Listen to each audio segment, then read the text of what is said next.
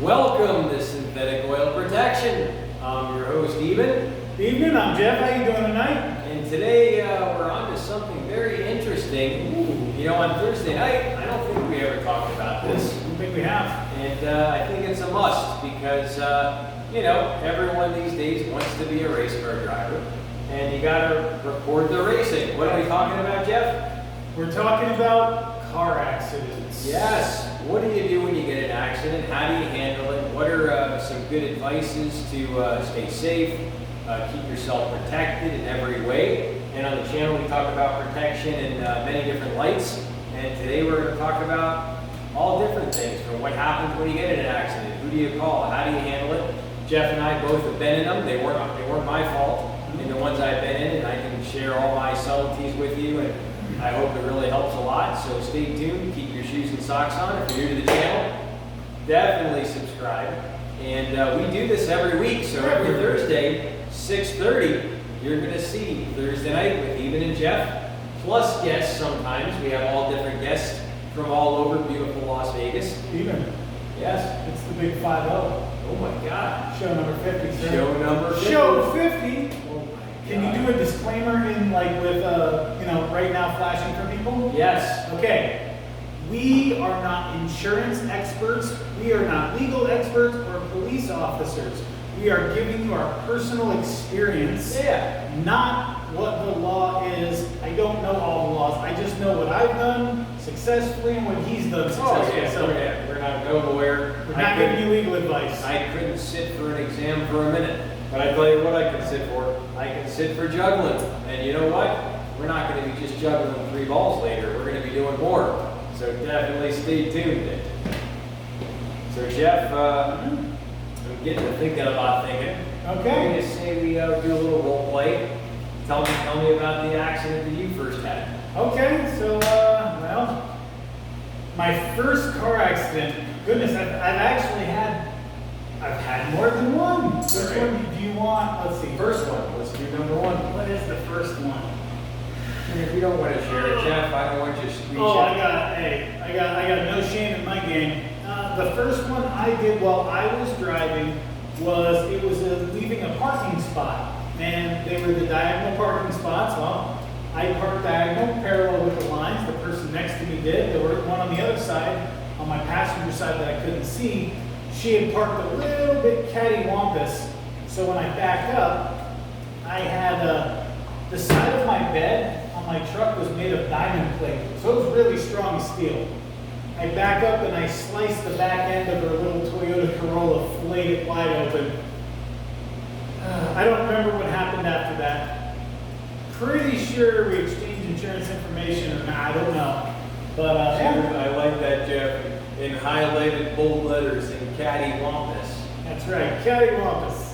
I like that, Jeff. That you really tickled my funny bone. That is hilarious. So that was my first actual accident, but my first real accident, like real shit, was my 98 Nissan Altima over on Rancho in front of the airport.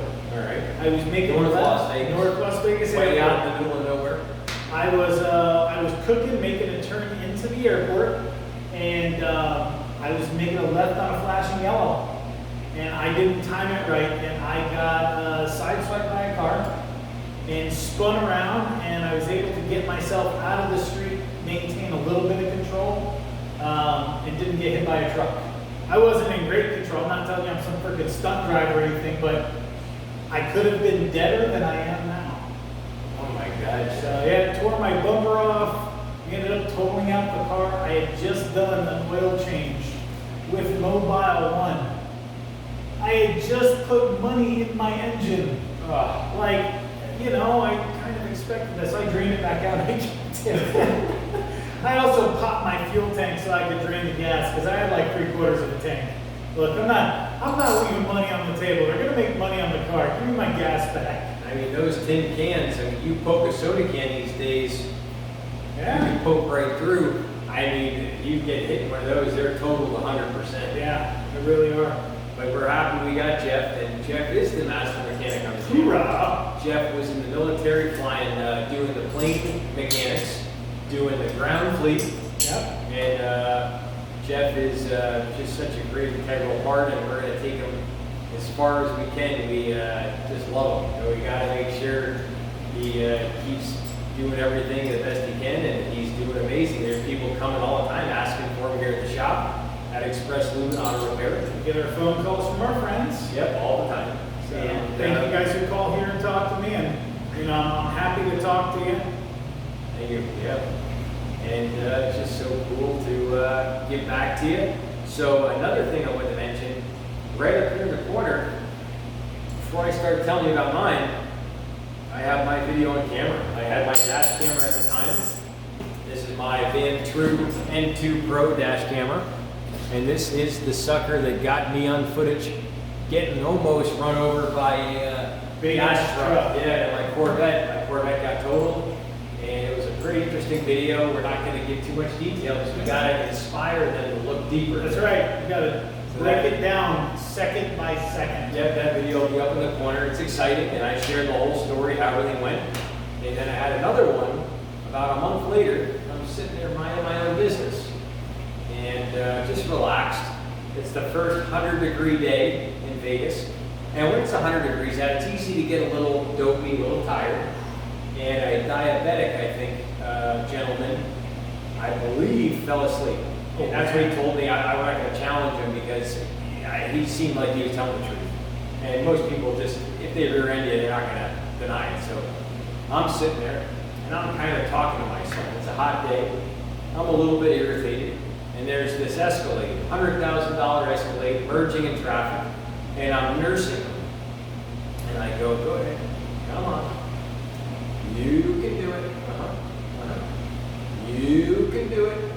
Right in the last time I say you can do it, BOW! Right behind.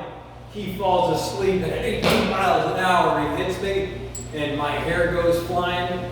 And I was in a Ford Expedition, and the trailer hook went right through the front of the Nissan Altima sign, Jeff. Wow. It smashed right in his radiator, and he came out.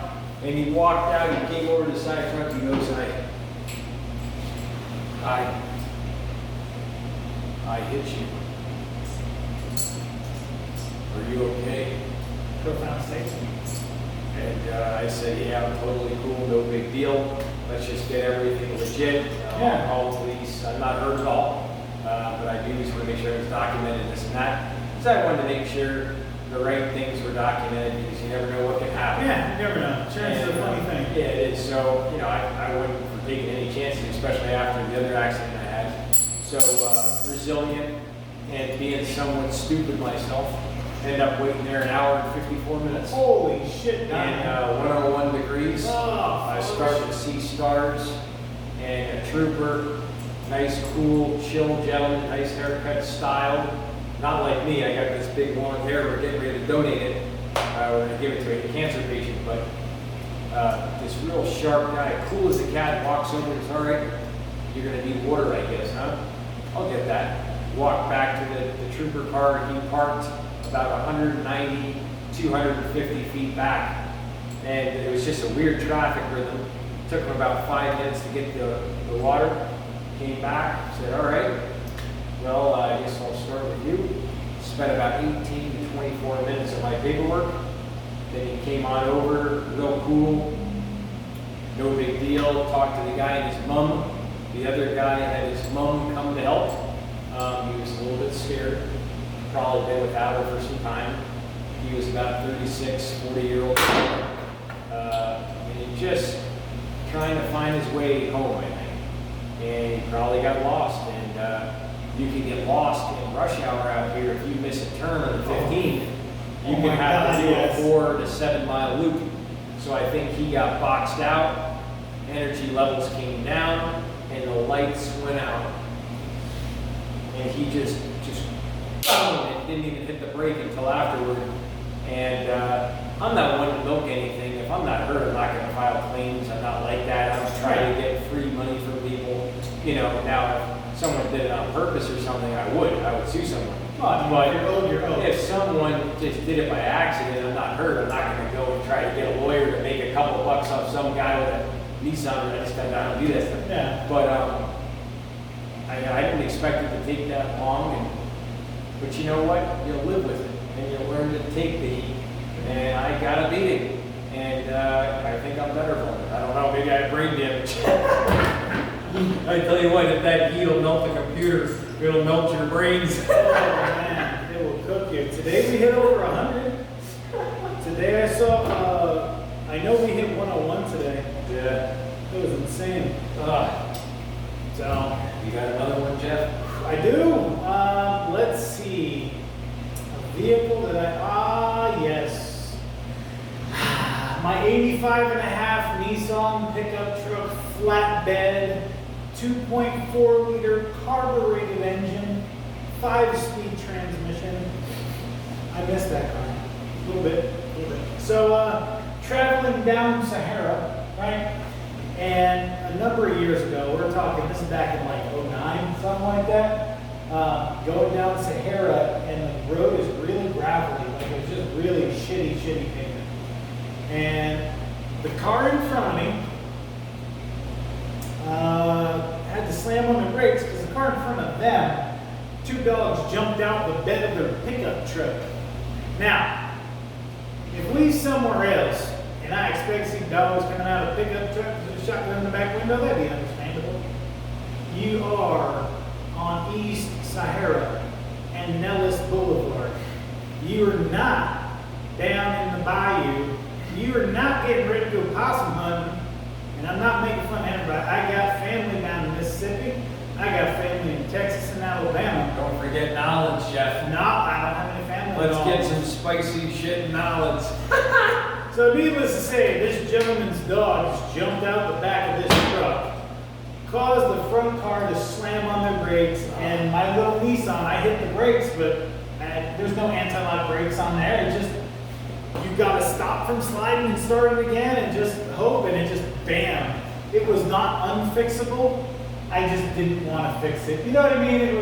It was something that with a reasonable amount of effort, I could have found the parts, but I just looked at it like, it's time for the next car. And after that was my sick Vic. 2003 Ford Crown Victoria, which, never really had any issues with it. You can't. I mean, when you could take a Crown Vic through a set of 12-foot high barbed wire chain link fences at 96 mile an hour, and pop that master lock at 96 and keep on trucking, Jeff, they're unstoppable. You know what I tried to get from my Crown Vic, because I wanted to make my car kind of look like a cop car. So I blacked out the windows. It was that champagne gold color. I got the center caps, little cop center caps for the rims. And I also had, what's it called? I had a little antenna on the back that I just threw on there. It's kind of messed up. It was fun. It's beautiful. I tried to get the Firehawk tires that the cops have for their cars. Can't buy them on the civilian market. Wow. Couldn't get the specific ones for the cop cars. Short story. I actually, little tangent. Ooh. I used to work for Yellow Cab Company. Oh yeah. There you go. And, I drove a Crown Vic. Yes. And I actually drove a propane-powered Vic. Holy cow. And they ran 12 hours on a half a tank of propane. No shit. I used to blast around town. AC worked good? AC worked great. And I tell you what, I was great at doing the U-turn cop car turnaround. I was like, oh my God, I used to give rides. I used to get people so excited. In the back seats, Jeff, they were asking for more. They're like, yeah, keep going. And I was doing these turns, and they're like, wow, this is really great driving. And I got extra tip money, and I used to have so much fun ripping people around with that thing. And you get a little overconfident because you know it's heavy, Yeah. you know you're safe. Yeah. And not that I'm going to do anything to hit anyone, but you know if you do like, T-bone someone that pulls out in front of you, you know with the Crown Vic you're going to be okay. You're gonna be fine. You're going to be okay. You might get scratched up a little bit, but you're not going to die. You're not going to die. Yeah. That reminds me of a story. So when I was in Korea, right, we didn't have private vehicles over there. You had to be a certain rank to own a car. So the bulk of the soldiers in Korea do not have vehicles. All right. So we take cabs, or we take the subway or the bus, or stuff like that. You had what we used to call a kimchi cab. Okay, You've got 3 levels of cab. You have the soldier cabs, ones that go onto the post, and we can just go from post to post in nice cabs. Then you have the luxury cabs, which is like, you know what a Hyundai Equus is? I think I've seen it. It's like almost the size of a town car, but that's their biggest car there. That is the biggest car on the road. It's Hyundai's S-Class. Yeah, exactly. So you get that one. Then you got the bottom level, which is called the kimchi cab. Now, if anybody knows anything about food, you hear kimchi, that's that cabbage stuff that smells real bad. It's because the cab smells like fucking hell. So we get in the back of this thing, long night of drinking. I think it had to have been 1:30 in the morning because we had a very short period of time to get back onto post. There's a curfew. Curfew was 2 a.m. If you were not back on post at 2 a.m., you're in deep, deep shit. So we go, we hail this little kimchi cab down. We fucking pile 4 of us into this little, it's a De Mulanos. A De Mulanos, like from Pineapple Express. You just got hit by a De Mulanos, bitch. Yeah, there are 5 people, 4 of us, and 1 little Korean guy in the seat. And we're telling him, hey, Odyssey, body, we gotta go fast, we gotta get home. We show him where it's at. And as he's driving and he's going faster, we're taking Juan, we're putting on his dash, faster. We're just throwing money on his dash. This guy is going around red lights, blasting, we were doing about 130K, which is about 70 miles an hour. Yeah. On a street that was designated 25, blasting through a red light in an intersection. Now, mind you, it's 1:30, we were almost home, so it was like 1:45, and we made it 5 minutes to spare. Any other time, that would have been a 1-hour trip. Hey, you know, Jeff, if you go to Korea, Yeah. you know that if you go back there and admit to an offense like this, they might actually fine you like 16 American bucks, you know. Shit. I better bring 17, so I have $1 to get home. Better bring that 17. Korea's an awesome place, and you know what? Your dollar does go a good ways when it comes to everything. Is that like Thailand, Jeff, or not? No, not as cheap as Thailand. All right. Yeah, their computer stuff there though. Holy shit! Wow. Oh, I got in an accident in Korea. What's your line? Okay, there's a great one. Can't forget that. Oh boy. So here's the thing. Hopefully not this accident. That's 80 miles, 70 miles an No, hour. no. This was like a bullshit accident. So we're cruising along. We're trying to get back to base, and we're in this thing. We called it a bongo truck. Okay, a bongo truck. Look it up. It's this little looks like a Mitsubishi Fuso with a cab over. But imagine like you could drive it through that door. We're talking a very narrow let's see here. I can, like this, I would be touching the passenger window. Wow. From the driver's seat, I'm touching the passenger window. So it's very narrow. What's that narrow? Yeah. There's 3 of us again. We always pile more people. And it's 5 on the tree. 5 on the tree in reverse. So you're here in this little tiny Korean car, and I'm a giant frigate. They call me the Jolly Green Giant. And I'm driving this little 5-speed, and there's first, second, third, fourth, and then 5th was like right into your freaking knee. So I'd have to like fold my leg and pull it into 5th. So anyways, hard as fuck to drive. Driving along, and somebody just stops short in front of me. I got a bus on either side, and I tap this guy's bumper. We all stop. Now mind you, traffic is horrific in Korea. Really, really, really bad. So we're in like the center of a 6-lane road, and I'm waiting on the cops to come. They come out there, they look around, they spray paint some little brackets on the tires, they take some pictures, and they say, follow me, follow me. So we get in our little bongo truck, and we're winding through Seoul. We're like winding through the town, no clue where the hell we are, no clue where the hell we're going. We end up at this Yongsan police station, right? I should have known where that was, but I didn't. And then I come to find out that the Army actually can't bail you out of a civilian offense. Oh, wow. Yeah, you need to deal with the people first. So had this guy chosen to push charges against me, I would have been locked up until there was whatever court hearing. Yeah, that's all they did. They just lock you up. So what was it, an advocate came down from the US. We have like our judge advocates that come in and they like try to talk us out of shit. So he came in, he got the guy not to press charges. So he had some paperwork and we're like, okay, can you bring us back to Yongsan so we can get back to our base? And he's like, yeah, just wait. And I'm like, okay, so we're sitting in the truck, we're waiting for this dude.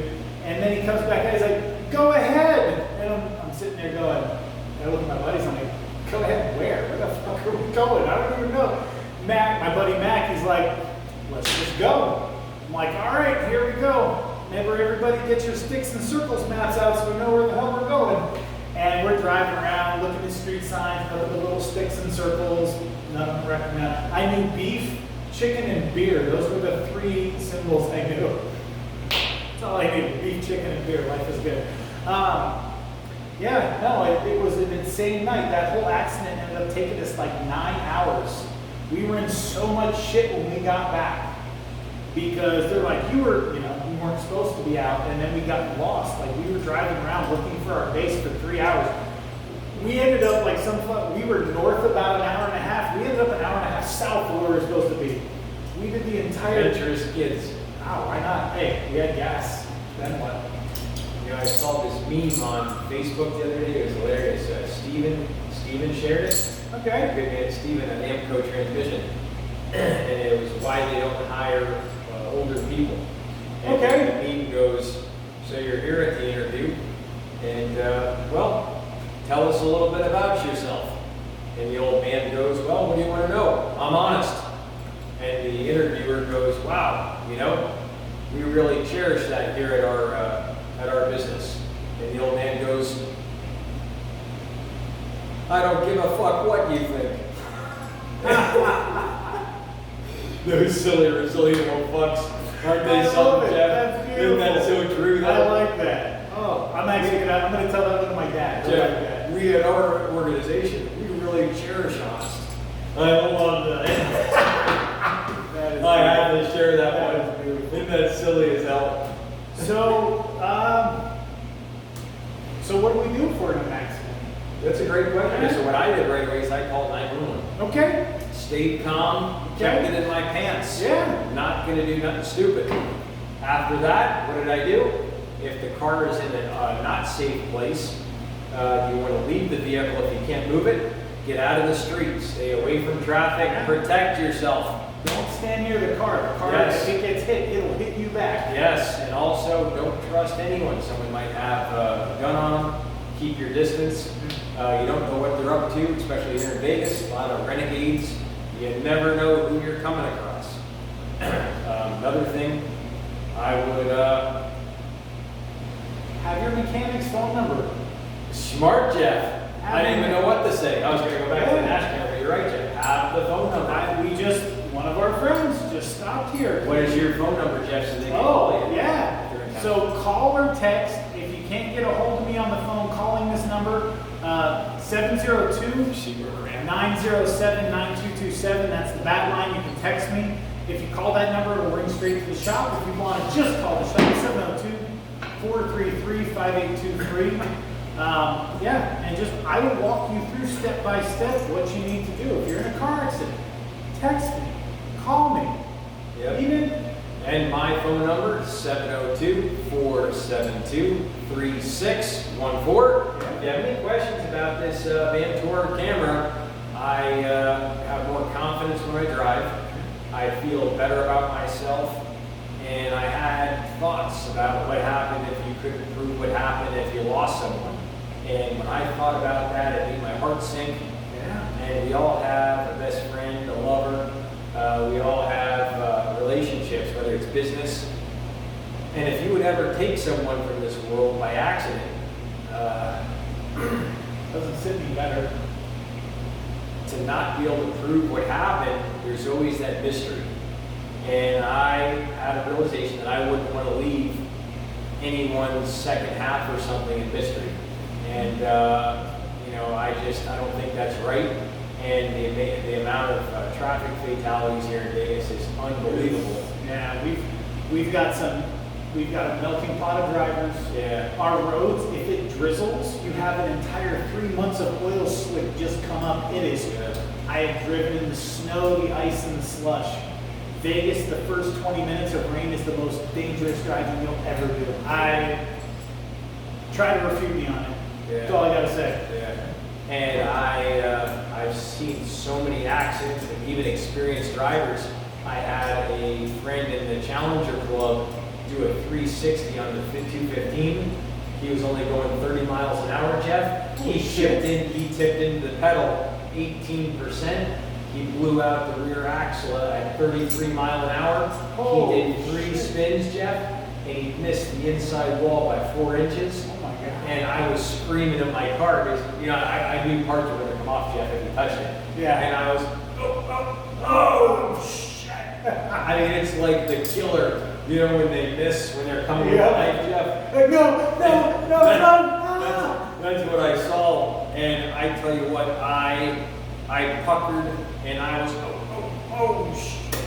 Oh, Jeff, I mean, the whole front end of that Challenger, Jeff, it could even pop the airbags, Jeff. Holy cow. Oh.